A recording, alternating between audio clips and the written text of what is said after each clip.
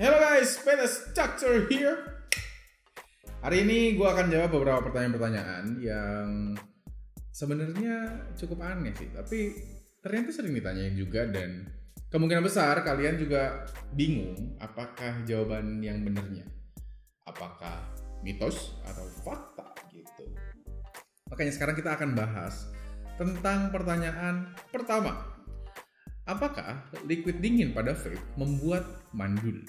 Nah, ini banyak sekali yang bertanya karena balik lagi dari rokok konvensional banyak juga pertanyaan seperti ini. Rokok dingin lebih sering membuat mandul. Rokok dingin lebih bla bla bla bla. Kesannya kalau mentol tuh kayaknya disalahin terus. Padahal ada suatu penelitian yang menjelaskan tentang kenapa sih rokok dingin lebih mengganggu kesehatan. Ternyata karena efek dari dinginnya tersebut, makanya kalian lebih banyak atau lebih dalam menghisap rokoknya. Itu juga bisa dikaitkan dengan penggunaan dari liquid dingin. Saat kalian menggunakan liquid dingin, biasanya intensitas kalian menggunakan liquid tersebut jadi lebih banyak. Dan akhirnya, nikotin yang masuk pun jadi lebih banyak juga. Nah, dari nikotin tersebut bisa banyak hal yang berefek negatif mungkin gue bilang karena digunakan secara berlebihan. Kalau misalkan nikotin digunakan dalam dosis ataupun asupan yang tepat, efek sampingnya itu akan sangat minimal. Tapi kalau berlebihan, efek sampingnya itu akan jauh lebih banyak dan jauh lebih besar. Nah, balik lagi, kalau misalkan kalian menggunakan vape dengan liquid dingin tapi intensitasnya tetap bisa kalian jaga dengan baik dan kalian tidak over nikotin, harusnya sih tidak ada keluhan seperti kemandulan dalam jangka waktu yang pendek ya, kecuali kalian pakainya mungkin 50-60 tahun lagi gitu. Itu bisa aja ada efek-efek samping yang mulai muncul. Dan jangan lupa juga kalau vape ini adalah suatu alternatif dari rokok konvensional, di mana kalian bisa menikmati nikotin atau mendapatkan asupan nikotin tanpa mendapatkan asupan tar. Gue ulangin lagi ya, mendapatkan asupan nikotin tanpa mendapatkan asupan tar. Karena balik lagi, tar ini sendiri yang sangat mengganggu dalam tubuh dan juga menyebabkan banyak hal negatif.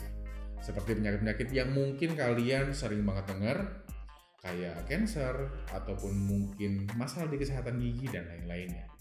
Kayak gitu guys.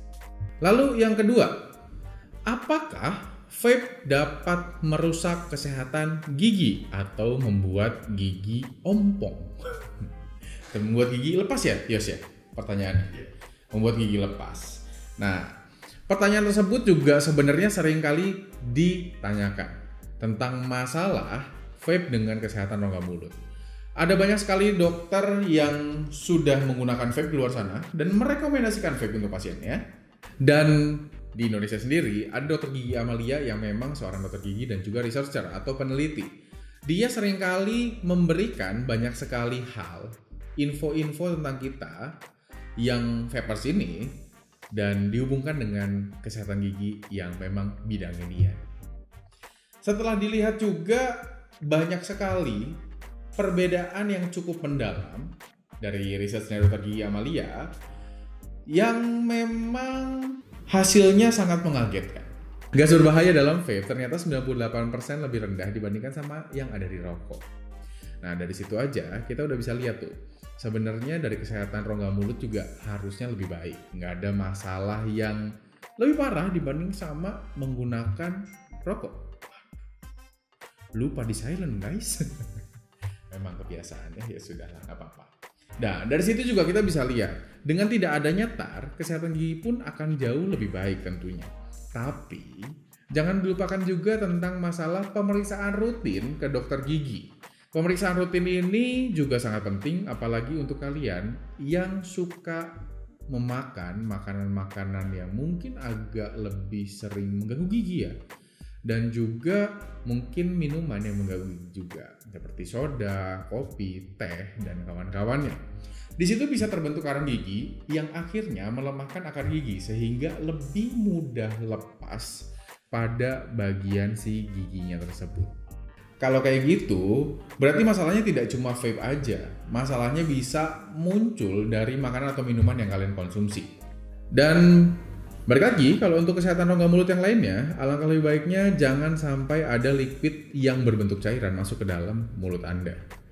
Apalagi yang spitback ya, sampai kena ke bagian-bagian mungkin sebelah dalam pipi kiri kanan, itu akan lebih cepat untuk membentuk sariawan. Karena nikotin sendiri, dia sifatnya iritatif untuk kena bagian lapisan. Mau itu kulit, mau itu lapisan mukosa, dan lain-lain.